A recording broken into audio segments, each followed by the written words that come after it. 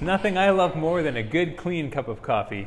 And that's only possible with a good clean, I can't do it. Okay. People often ask us how we clean our Moccamaster coffee brewers. There's a few different ways that I would recommend going about this. What I do with mine at home is after I've made a batch of coffee, I just give my filter basket and my carafe a quick rinse in the sink and then let them dry. You can also wash both of them with soap and water and then let them air dry as well.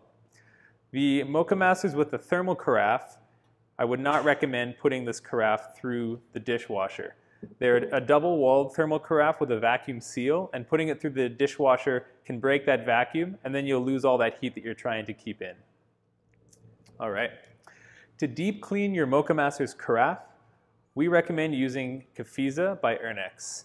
It's an awesome product that eats away at coffee and coffee oils and does the job really quickly and really evenly. Commercial. It's not an infomercial. Tried and true. There's not a better way. All you need to do is take a tablespoon of Coffeeza, put that in your carafe, and then brew a batch of hot water through. Let it soak in your carafe for about 20 to 30 minutes. Rinse it out. I usually give it a good scrub with a bottle brush or with a cloth if you have nice skinny arms to get inside. And then give it a really nice wash after. The goal is to make sure you get all of the coffee oils out, but also all of the Coffeeza, because it's a very strong cleaning agent and it will taste extremely bitter if you leave it in. So make sure you wash all of that out. To keep your brewer running long term, we would definitely recommend descaling it every few months. Probably 3 to 4 months for the average household. If you're not using filtered water or if you have extremely hard water where you're from, I would descale it probably every 2 to 3 months.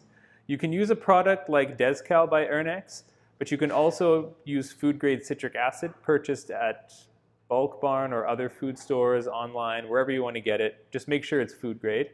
The benefit of that is that if you don't clean all of it out after, it'll just make your coffee taste really bright and lemony. It won't be harmful. So it's a nice product and safe to use. You can also use it for baking, which is really nice. For either of these products, whether you're using the citric acid or the Descaling, just put a tablespoon of it in your water reservoir, follow that up with hot water, run the brew cycle till it's about halfway brewed, halfway through, and let it sit for about 30 minutes. What that's going to do is break up all the calcium that's in the glass tube or the heating element underneath as well, and let it break that all down. Then flush all of that through and brew at least 2 batches just of clean filtered water through after to make sure all of your citric acid or your Descaling is out, and it'll be clean and good to go.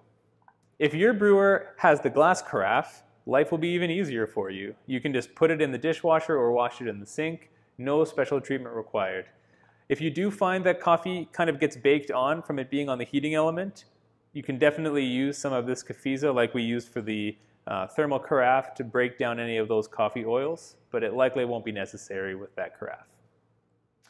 All of the other parts of the brewer, your basket, the lid, brew arm, they all come off and you can easily wash them in the sink, throw them in the dishwasher. A lot of people ask if they can use vinegar to descale their Technivorm. While vinegar will work, it will leave a taste, often in the brewer, that is really hard to get out, and then all of your coffee will have a slight vinegar flavor, which is really not something any of us are looking for. Yeah, I think that's all. Yeah.